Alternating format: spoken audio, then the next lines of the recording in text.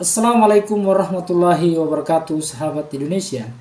Ada pihak yang beranggapan bahwa ketika kita sudah mendalami filsafat, ketika kita sudah membaca berbagai pemikiran orang-orang hebat di dunia ini, ketika kita sudah memahami berbagai sejarah bagaimana awal mula orang beragama, bagaimana awal mula orang bertuhan, maka biasanya kita juga akan ikut untuk mengabaikan yang namanya Tuhan maupun persoalan agama.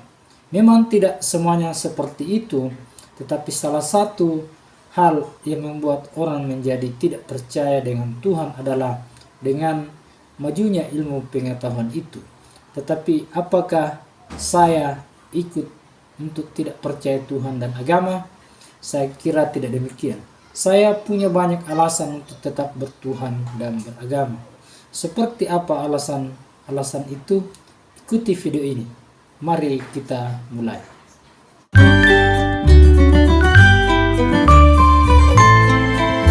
Sebelum saya menyampaikan apa yang menjadi alasan saya untuk tetap bertuhan dan beragama, maka saya sampaikan bahwa landasan alasan saya ini tidak menggunakan dalil dari Alkitab, dalil dari kitab suci, tetapi saya akan menggunakan cara lain untuk menjelaskan bahwa inilah yang menjadi alasan saya untuk tetap beragama dan bertuhan. Alasan pertama saya adalah persoalan mimpi. Jadi kita sering melihat diri kita tidur di daerah A, tetapi dalam mimpi itu kita melihat diri di tempat lain. Kira-kira bagaimana menjelaskan persoalan ini? Walaupun Sigmund Freud yang terkenal itu bisa menjelaskan beberapa hal tentang mimpi, tetapi ketika kita mau lebih mendalam lagi, bagaimana jadinya kita bisa melihat di dalam mata yang tertutup, lalu kemudian diri kita ada di daerah A, tetapi ternyata kita melihat jalan-jalan di suatu tempat. Bagaimana Anda menjelaskan ini?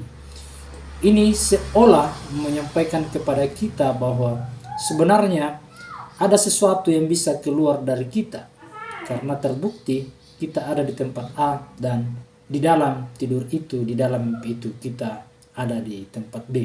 Bolehlah dikatakan bahwa inilah mungkin dinamakan roh atau arwah kita, yang bisa jadi ketika kita sudah meninggal, itulah yang meninggalkan jasad kita.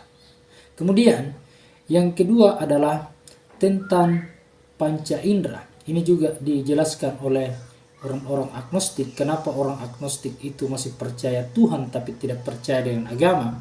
Karena dia menjelaskan seperti ini. Kapal laut misalnya dari kejauhan itu sangat kecil, namun ketika sampai di pelabuhan ada di hadapan kita, ternyata kapal itu sangat besar. Itu artinya indrawi kita sangat terbatas.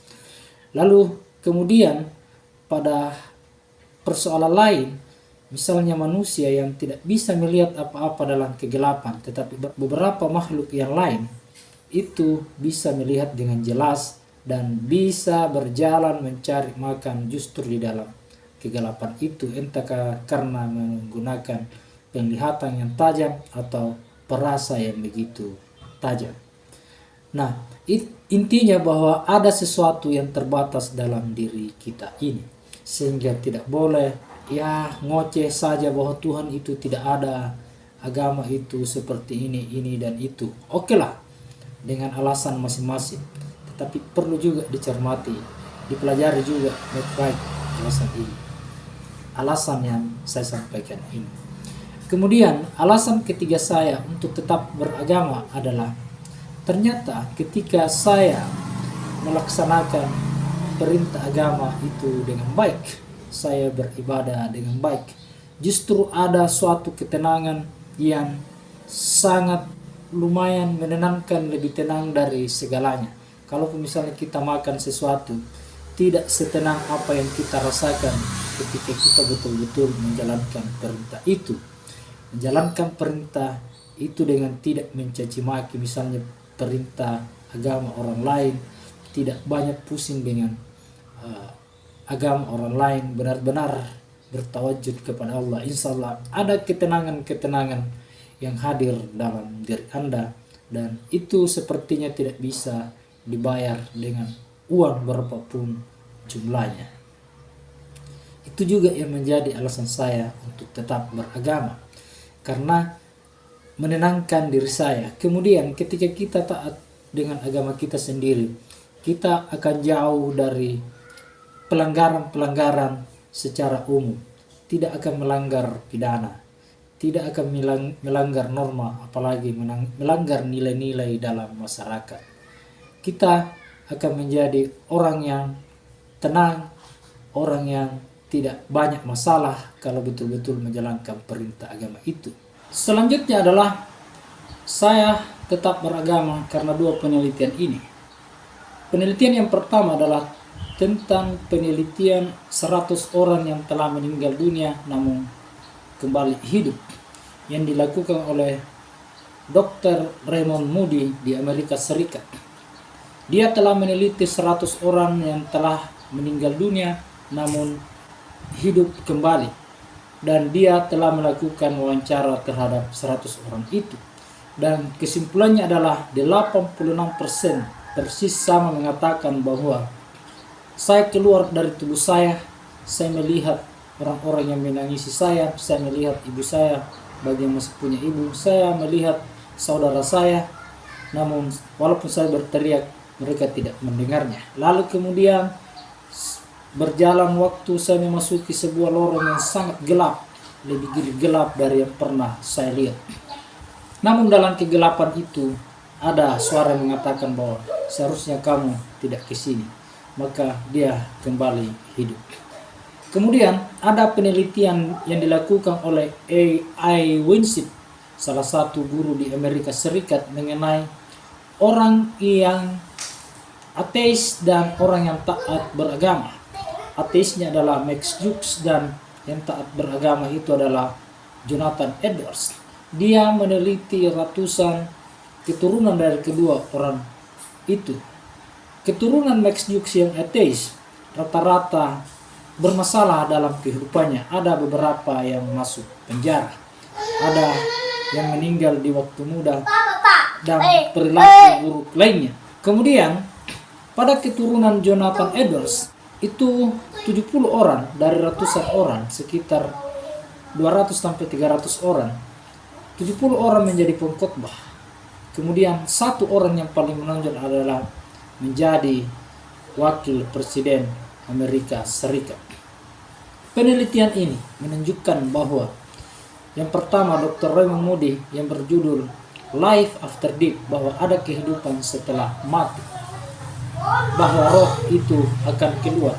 Ini penelitian yang ilmiah, meski yang diteliti itu sebenarnya tidak ilmiah, mengilmiahkan sesuatu yang tidak ilmiah. Kemudian bahwa beragama itu jauh lebih bermanfaat dibanding tidak beragama. Penelitian I.E. Winsip membuktikan bahwa orang yang taat beragama jauh lebih produktif pada ratusan keluarganya ke bawah. Kemudian alasan selanjutnya mengapa saya tetap beragama, karena dengan beragama saya akan dekat dengan keluarga saya. Tidak akan ada juga pengucilan secara sosial. Saya dianggap sebagai orang yang normal. Walaupun ini adalah alasan terakhir saya untuk tetap memeluk agama. Jadi justru dengan menjalankan agama sesuai dengan artinya, A itu tidak, agama itu kacau, artinya tidak kacau. Andaikan kita masing-masing mendalami agama kita masing-masing tanpa menjelekkan agama-agama lain, tanpa terlalu eksklusif bahwa saya lah yang paling benar, maka insyaallah kehidupan ini akan berjalan aman dan damai.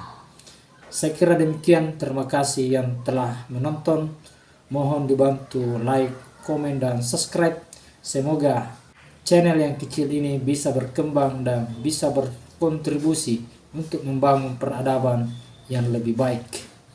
Assalamualaikum warahmatullahi wabarakatuh.